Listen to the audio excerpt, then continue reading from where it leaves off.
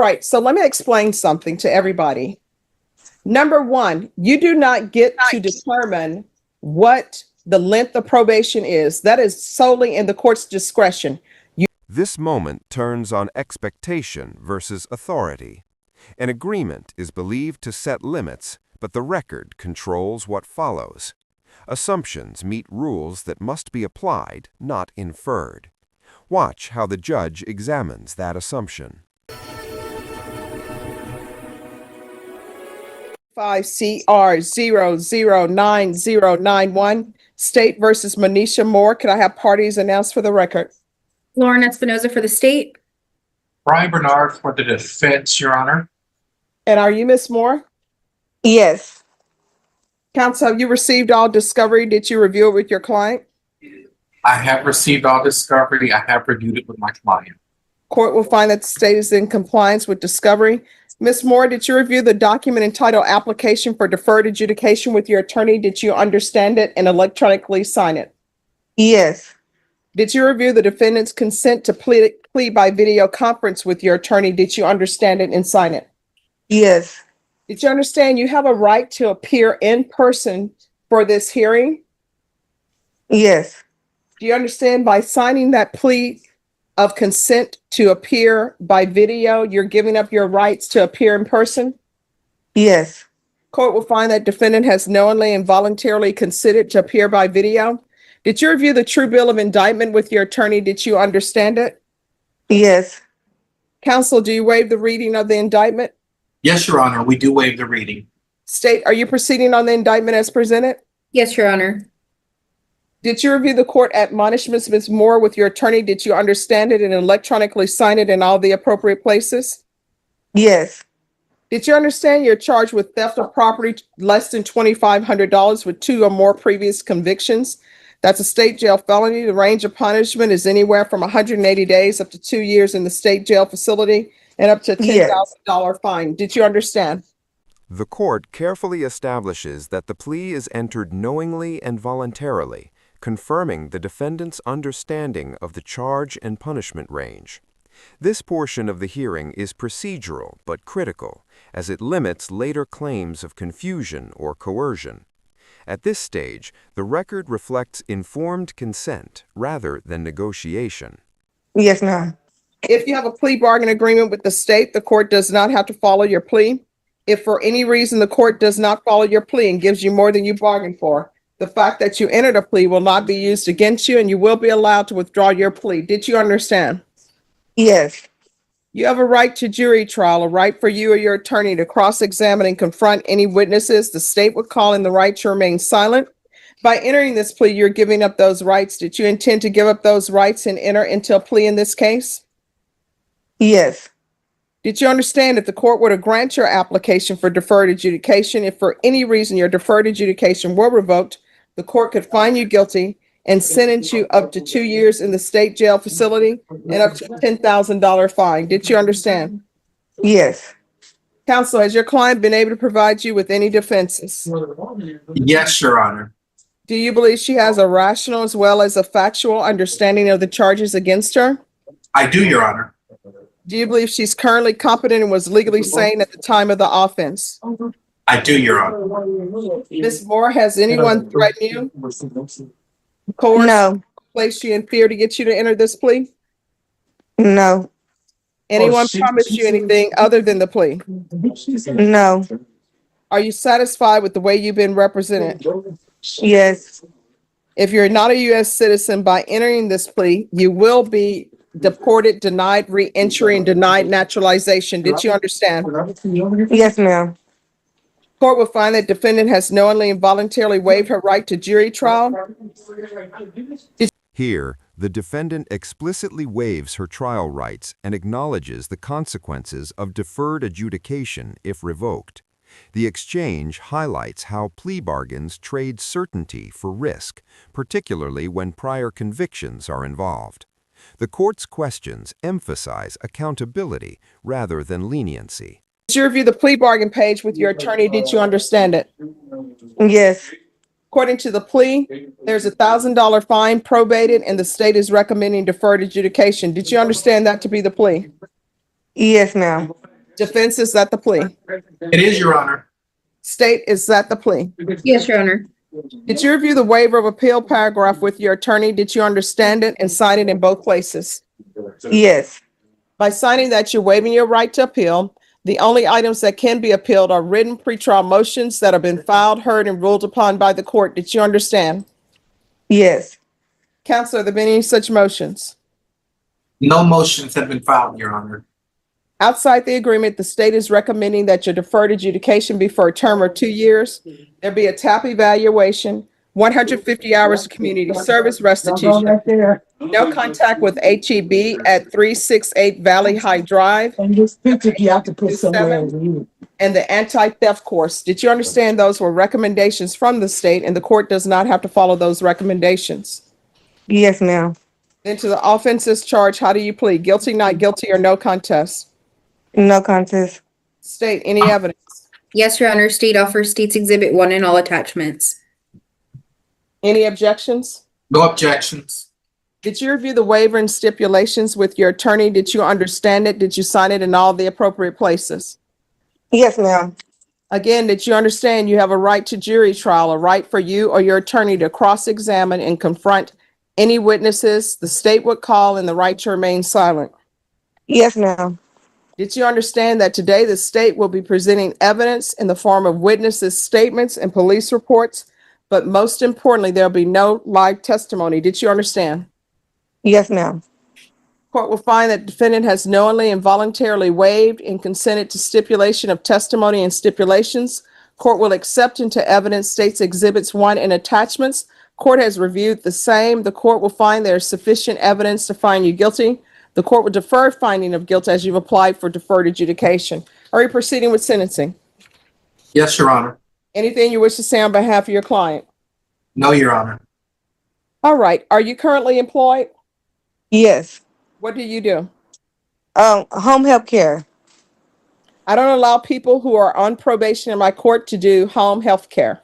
The only way you're allowed to continue employment as a home health care provider, if one, your employer sends the probation a letter stating they are aware of your criminal history, and number two, people that you're providing care for, their families send letters stating that they're aware of your current status with these previous convictions.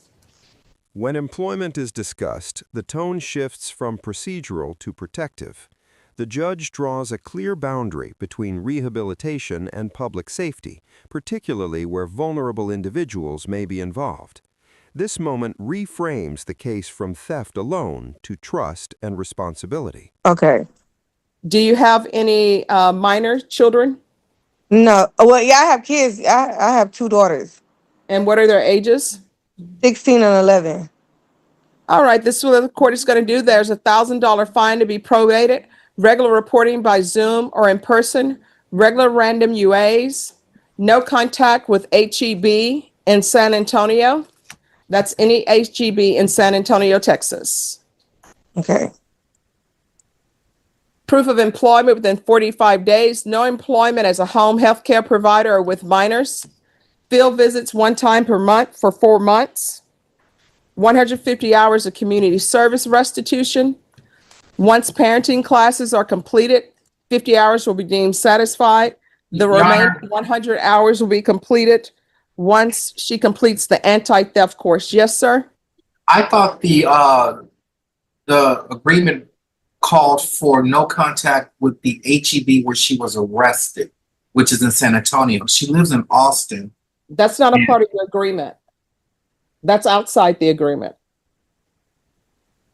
So no contact with all HEBs are outside of the agreement. That's what you're saying? No, what I'm telling you is you didn't agree to a specific.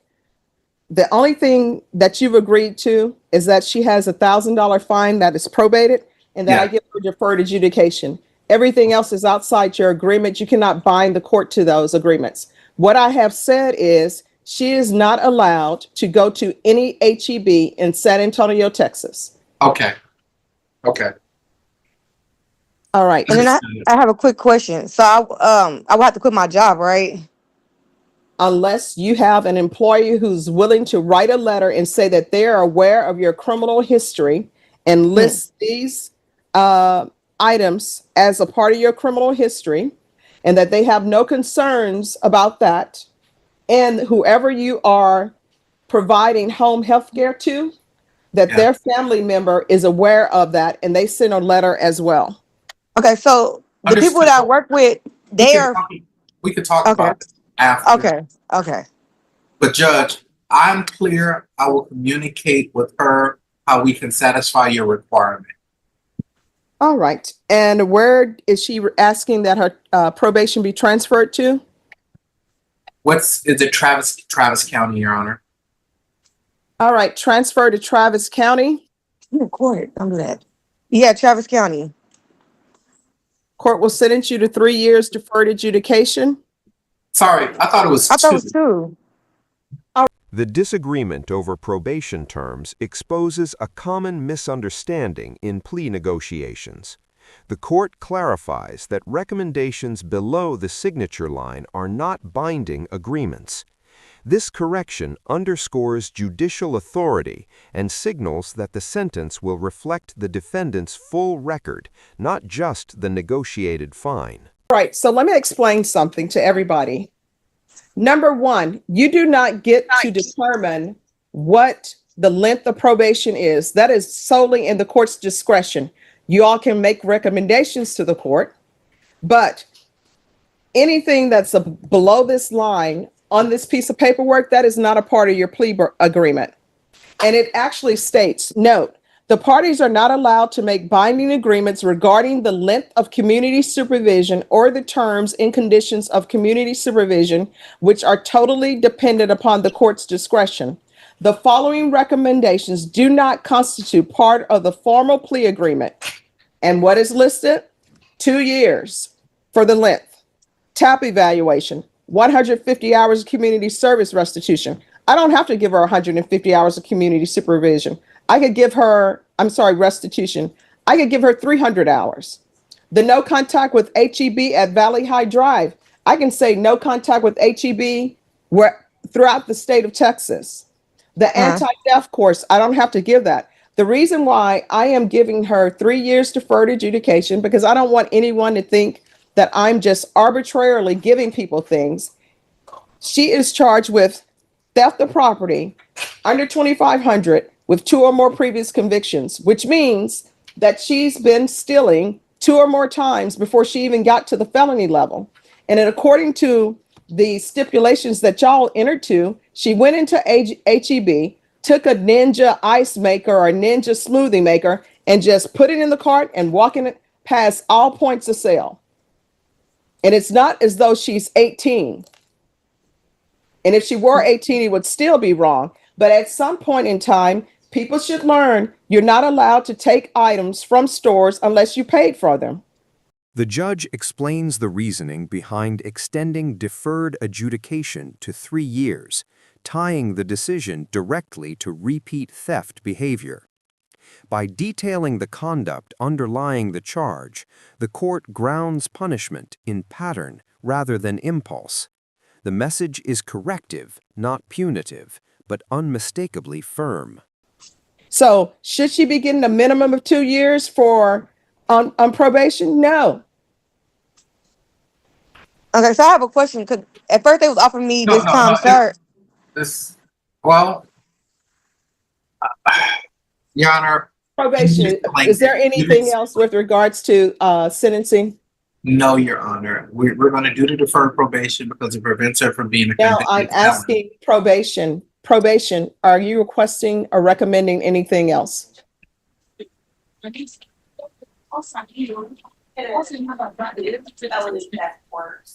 All right, so it will be the felony theft course. Once that's completed, 100 hours will be deemed satisfied. Thank you. If they do something in Travis. Yes. That's enough. All right, is there anything else you need from the court to be successful on this probation? No, Your Honor. Well, no. All right, could you review the document entitled Trial Court Certification of Defendant's Rights to Appeal with your attorney? Did you understand it? And did you sign it electronically? Yes. Because this is a plea bargain agreement, because I followed your plea bargain agreement, and because you waived your right to appeal, you do not have the court's permission to appeal. I'm going to send you to the breakout room, and probation will go over conditions with you. Your Honor, am I excused? No, you are not. You need to go into breakout room with probation and make sure that your client understands her conditions. Understood. Thank you. All right, thank you. Thank you, Judge. Thank you. Court is calling 2025 CR 0099091 State versus Manisha Moore. Could I have parties announced for the record? All right, and are you Miss Moore? Yes, ma'am. All right, you entered into a plea yesterday. The court accepted your plea. The court entered a legal sentence. Are you seeking to withdraw that plea? Yes. Yes. Ma'am. State, the court entered a legal sentence. Are you asking or agreeing to the withdrawal of the plea? Yes. And I shouldn't say withdrawal of the plea, but you're asking that the sentence be reconsidered, Yes. and you all have reached an alternative agreement. So the previous rights that the court gave you yesterday, those are still in effect. Do you understand? Yes, ma'am.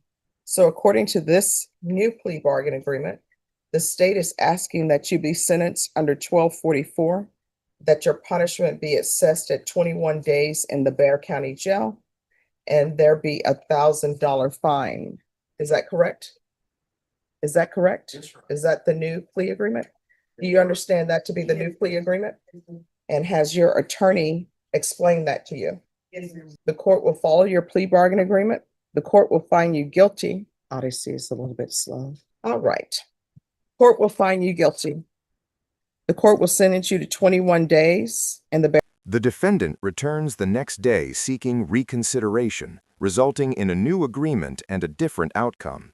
This rapid reversal reflects the practical consequences of misunderstanding plea terms. The court's acceptance of the revised agreement closes the procedural loop while preserving legal finality. Bexar County Jail. There's $1,000 fine. Time and money will run concurrently. Give you credit for any time served. There's to be no contact with HEB in San Antonio, Texas, and there's to be no employment as a home health care provider. Is there anything else with regards to sentencing? All right. Did you review the document entitled Trial Court Certification of Defendant's Rights to Appeal with your attorney? Yes. Did you understand it and sign it? Yes, ma'am. Because this is a plea bargain agreement, because I followed your plea bargain agreement, and because you waive your right to appeal, you do not have the court's permission to appeal.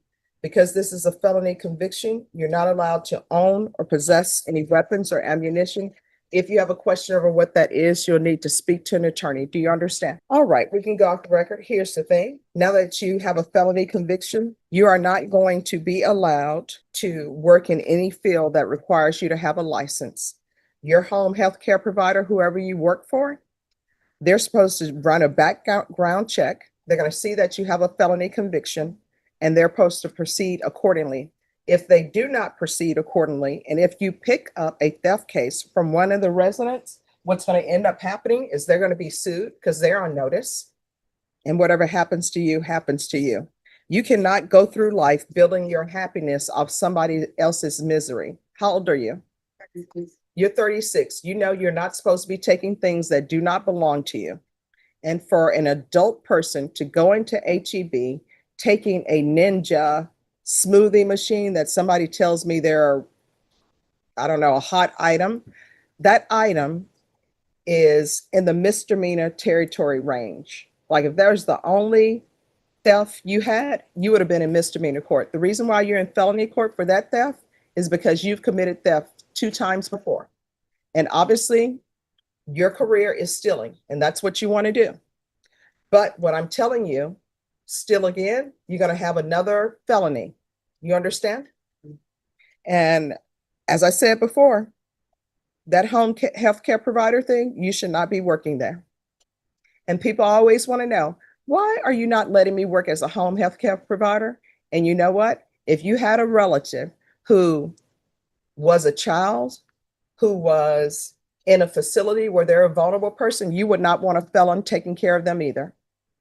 Home health care providers, for some reason, these companies have just decided to, we're gonna hire anybody, we'll pay them $9 or whatever they're paying.